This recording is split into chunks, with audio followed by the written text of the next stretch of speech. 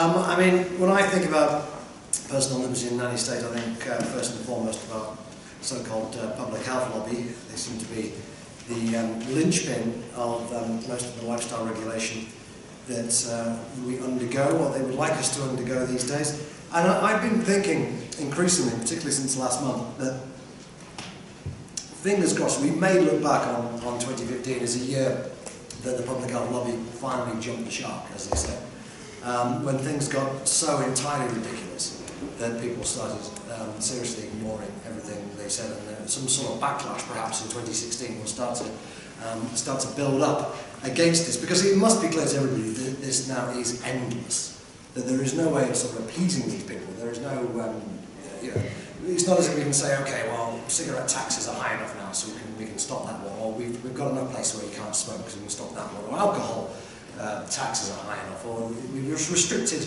advertising enough of junk food or alcohol or anything else. It just pushes on and on and on with such tedious predictability. And also the claims that are being made have become so extreme and so, again, so continuous. There was a week last month where literally every single day there was another announcement about something is going to give you cancer. It started off with a big WHO thing about bacon and sausages. We're going to put these in the same group as plutonium. Then, literally, not making anything, nothing I say will be embellished or made up salt. So yeah, that's as bad as plutonium. Following day was, I think, toast gives you cancer. Following day we went back to meat, and steak in particular. Steak is so carcinogenic that you even one steak per week is going to kill you. Some of you may have seen yesterday the think tank Chatham House calling for a meat tax. Entirely predictable policy. They weren't doing it, they say, on vegetarian grounds, or even wholly on public health grounds, but of course on climate change grounds, and how awful it is that people don't know the damage that meat does, and the external costs, and blah, blah, blah. And literally everything that was said in this press release about meat could have been said about anything else in the last 20 years or so. You could have substituted fizzy drinks or tobacco, or e-cigarettes, anything into it. It was all exactly the same kind of rhetoric, time and time again, about how, okay, there might not be much public support for this at the moment, but with a bit of momentum, if we educate people, then we can soon get things moving along. And of course, we will need to have government interventions such as taxation and restricting advertising and all the rest of it. Again, somewhat predictable. I also saw, and this wasn't very well reported at all, but the study came out saying that fruit juice is a gateway drug towards fizzy drinks. So that it engenders a taste for sweetness early on in a child's life, and this naturally leads them to go on to the hard stuff like full sugar Coke and Pepsi. There's an article published in a journal last week that finally came out and said it. It was the reasons why we should ban cigarettes. So this is full prohibition on the cards. It's been bubbling up for a few years, and I think we will see people speaking out more and more openly about it, saying that the obvious logical conclusion to this crusade is we must just ban tobacco. Of course it's a logical conclusion to it. It's a logical conclusion to all of these crusades. You can't just say, well, it's a terrible thing, it causes cancer, but we'll just restrict the advertising. It's bound to lead, if you get enough success, it's bound to lead to a call for it to be banned entirely, if that's the kind of person you are. Why wouldn't it? There was cheese being as addictive as heroin, if you saw that one. That was from a vegan group, to be fair, but it was, supposed to be peer-reviewed, with solid scientific stuff. There was earlier in the year they claimed that there is no link whatsoever between physical activity and obesity. No link whatsoever. A calorie is not a calorie, you can't burn them off, so the only thing we need to do is regulate the fizzy drinks industry, because they're the root cause. Nothing to do with people sat around all day long. And of course you've got Jamie Oliver's stuck his oar into it as well, with an hour of, what can you call it? Propaganda almost is too flattering a word for it, just childish factual errors and incredibly crude rhetorical tricks. Now I've been thinking, when we got to the point where it was cheese is as addictive as heroin and toast causes cancer, I thought, well, this might just burn itself out. Right? People on our side, I hope, on my side of the argument, who want to see an end to this, really all we need to do is just amplify what's being said. It's not like we even need to fisk it or critique it. You just say, these people think that cheese is addictive to heroin and that sausages are like plutonium. Just make sure the general public is aware that these people are saying things, and of course that they therefore want taxes and advertising bans and all the rest alongside it, and it should burn itself out. All we need to do perhaps is just sit back and laugh. I'm unfortunately not convinced that is true, because if you look at some of the things that have happened in the last few years in terms of legislation, and you look at things that are in the pipeline for next year and afterwards, they were all things that people laughed at initially. Plain packaging for tobacco was considered just a stupid, silly idea, by people. Might not have had a strong view either way, but it was considered kind of silly and desperate. But that's now going to be the law in this country next year. In New York, they've started banning people from smoking in their own houses. If it's publicly funded housing, council housing, they will be banned from it. They're claiming this because second-hand smoke literally goes through walls, but it's naked. Paternalism up in Scotland, they're still fighting for minimum pricing, which is kind of a silly idea. I mean, all these things would have seemed pretty ridiculous not very long ago. In Brighton, I happen to live down near Brighton because that's kind of massacres down. And we have not only got a voluntary smoking ban on the beach, whatever this may be, we've also, thanks to Jamie Oliver and the Director of Public Health down there, we've got a voluntary tax on sugar. This stuff, okay, you can argue about whether that's actually happening or not, considering it's fictitious, it's in the minds of a few councillors and Jamie Oliver. But these things are moving ahead without very much resistance, without without the kind of resistance that you might expect when somebody says we're going to have an imaginary ban on smoking on a beach. I find it risible, but clearly not everybody does, and so I don't think we can necessarily assume that some kind of sin tax on fruit juice, because it's a gateway to fizzy drinks, is as ridiculous as it may sound. I certainly don't think that some sort of restrictions on red meat are as ridiculous as it sounds. All they have to do, and this is the way it works in closing, all these people have to do, bearing in mind this is a global crusade, they just have to prey on weak and gullible health ministers somewhere, in some country in the world, and they will then lead the way. So it might be, it's often Australia, for example, with plain packaging, it's been Ireland, it's been Scotland, quite a bit. We have our own public health ministers who, without exception, have been inexperienced, ambitious people who are very open to persuasion and getting the name on the paper. They just find one or two people who are prepared to do something. Doesn't matter where it is. Berkeley, California, have brought in a soda tax. Apparently they're leading the way with that. Hungary have got a fat tax of some sort, tax on confectionery. Let's follow Hungary. When have we ever followed him? Greatest respect to the people of Hungary. When have we ever followed Hungary's lead? Or Berkeley, California's lead? Or even Australia's lead? Well, why are we following? Why not follow the lead of all the other countries in the world who haven't done this? Forever throughout history, that's been the norm, rather than one country who's just trying something out. But that's how it goes. You get somebody who sets a pace, they get a lot of attention, the other politicians around the world say, oh, they got a lot of attention by doing this, and we can say, we're being very brave, we stood up for health and we stood up to industry. And that's how this spreads, regardless of how utterly ridiculous the ideas may be. So my message to you is, laugh by all means, there is a lot to laugh about, but there is a time to stop laughing, and there is a time to start fighting, or to fight harder than we have done in the past, because the dreams of these people, who, let's never forget, are quite a small minority, albeit a state-funded one most of the time, these people's dreams are something akin to the nightmare of anybody who believes in a free society. So I think I've spoken long enough on that particular theme. Thank you for your attention.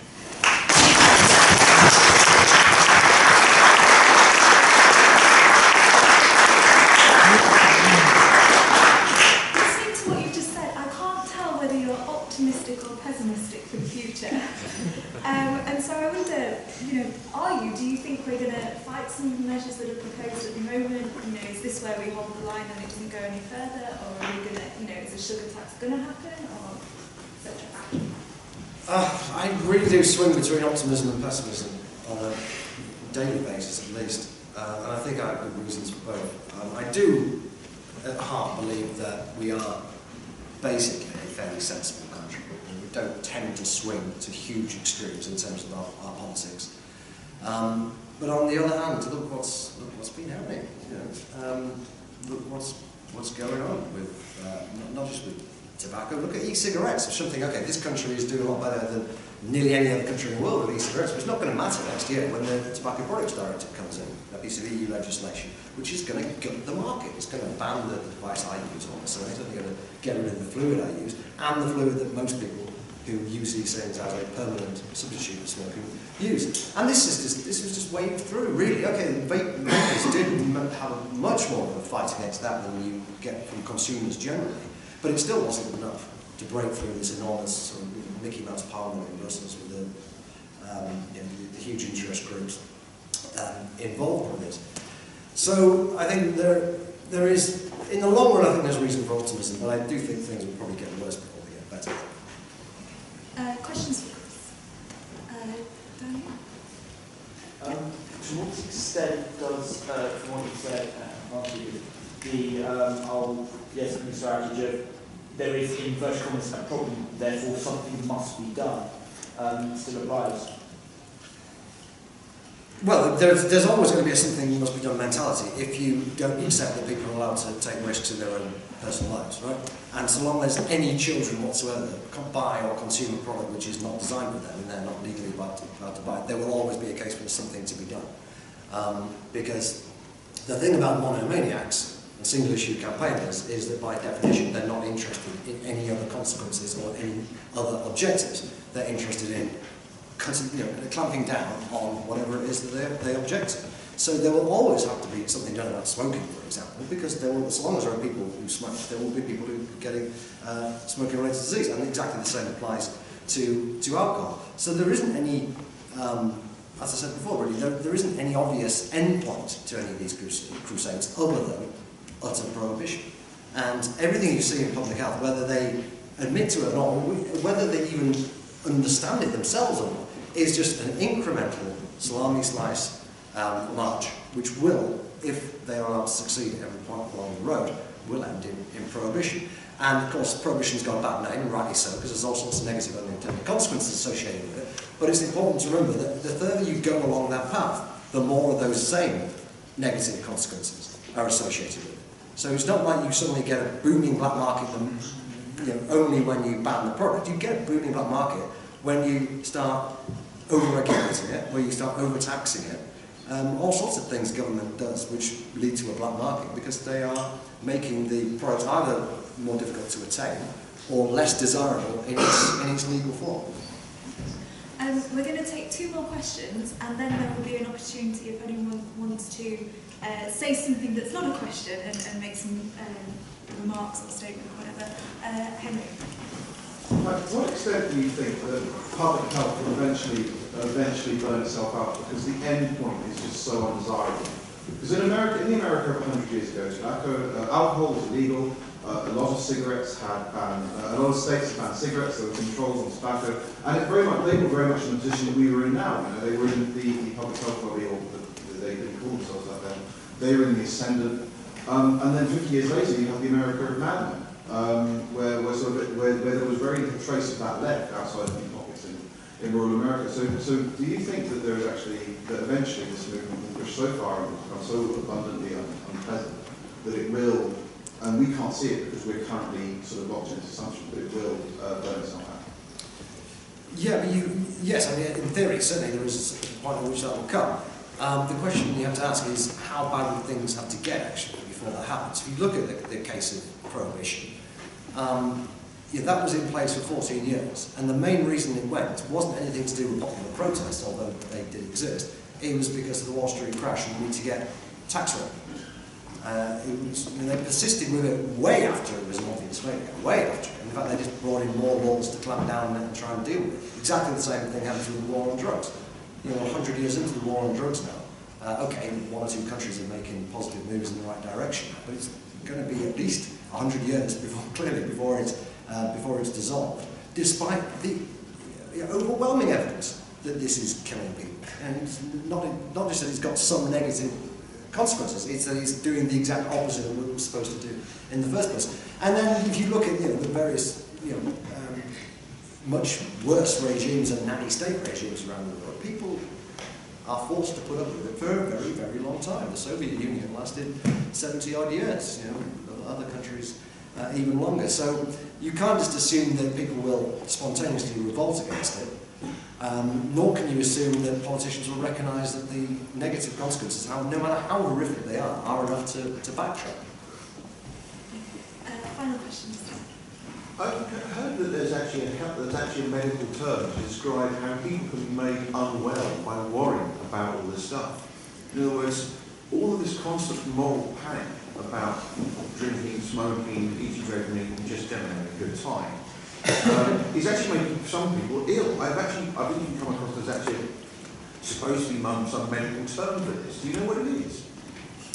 Hypochondria? Apparently I read somewhere that that's a specific term caused by all this constant panic that's being... Yeah, I mean, people talk about the worried well. That's definitely a thing. You know, when you're getting 25, 30-year-old people going to the doctor demanding a full body scan because they drank over the drinking guidelines when they were at university and they were about the lasting damage, then yeah, that's what we're talking about.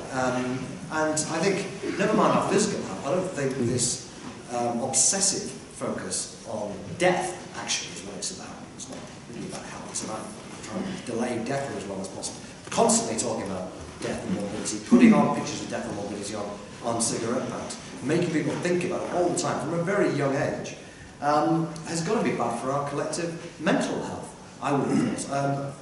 I'll just finish on this point about Jamie Oliver. I think he was in his documentary, he might have been in the Health Select Committee.